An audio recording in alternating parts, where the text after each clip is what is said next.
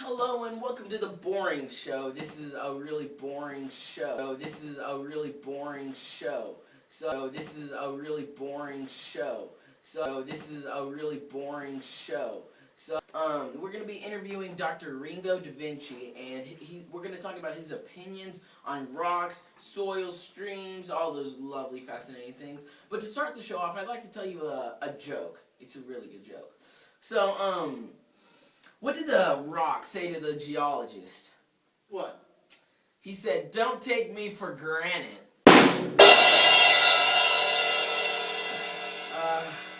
That makes me laugh. I just lost my breath. Anyways, may I introduce Dr. Ringo Da Vinci Watson. Come on stage, buddy. Thank you. Thank you. All right. Well, to start us off, would you like to tell us some fun facts about rocks? Well, you know, the difference between chemical and mechanical weathering is that chemical changes a rock's appearance, or the kind of rock, while mechanical just breaks down a rock. I always like to clear that out, you know. Whoa. All right. Could you give me 3 examples of how weathering has changed the Earth's surface? Of course. Well, it wears mountains down to hills, forms strange rock formations, and breaks rocks into smaller and smaller pieces. Wow, that's pretty interesting. What is it? Well, before I start this question on, this is a really big, popular topic. Lots of teens talk about this, so try to be very serious on this. What is erosion? What is deposition? And how do they work together? Well, erosion is a process in which surface materials are worn away and transported from one place to another by agents such as gravity, water, and glaciers. Deposition is the dropping of sediments that occurs when agents of erosion such as gravity, a glacier, wind, or water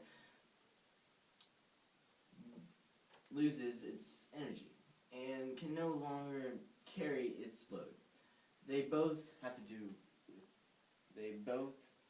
are ways of erosion. Yes. Fascinating. Could you list and describe the soil layers for me, please? Why, yes.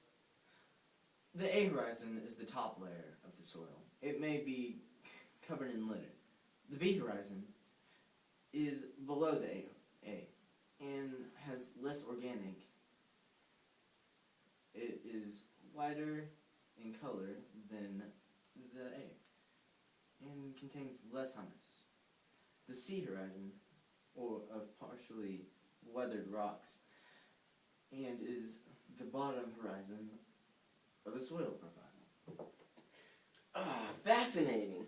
Now, can you tell me why soil is so important? Well, it provides a home for bacteria and helps plants and grass grow taller and stronger. Well, can you list the steps in the formation of soil for me? I'm sure everyone would like to know. Why, yes, sir, I can. The formation of soil happens over a long period of time. It can take 1,000 years or more. That's a lot. It's more than the amount of noses I have. Well, anyways, continue. Yes, as I was saying, soil is formed from the weathering of rocks and minerals. The surface rocks break down into smaller pieces through a process of weathering and is then mixed with rocks, with moss, and organic matter over time. This creates a thin layer of soil. Amazing! Yeah, truly amazing. Let's move on to runoffs, because, I mean, who doesn't love talking about runoffs? Yeah, not me. Well, never mind. Anyways, what is a runoff? Let's make sure everyone knows what it is before we start talking about it. Well, a runoff is... Wait. Actually, I can answer this question. A runoff is rainwater that flows over mountains, hills, and plains. It takes rocks and other small sediments into a lake or river. Sorry, I just had to answer that. Anyways, well, now that we know what a runoff is, can you please Tell us what causes a runoff. Yes, of course. Rain. Rain causes runoff. The rainwater mixes with trash and other pollutants, and it is carried down our storm drains and into our oceans. It pollutes the world and causes damage to it. Therefore, it's wonderful. It's wonderful. Yes. It's wonderful. Yes. It's wonderful. Yes. We are approaching the last question. Question 10. Because we only have to have 10 benchmark questions. That's what Mr. Goodenough said. So, how have glaciers changed the Earth's surface? What are the different glacier features? Well, you see, glaciers change Earth's surface by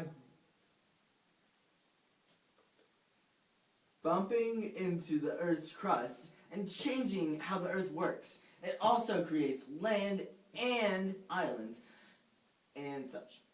A glacier's features include primitive things such as it's blue, it's big, sometimes pointy at the tip, it's made out of ice, and floats on water. It's shiny, blue, golden, frozen. Fantastic! I've never heard anyone describe a glacier like that before. Neither have I! Oh, Jim. Anyways, well, that's all for today, but be sure to visit us next week for an all-new episode where we will be talking about school, veggies, and boring stuff. This has been The Boring Show. Good night, everyone.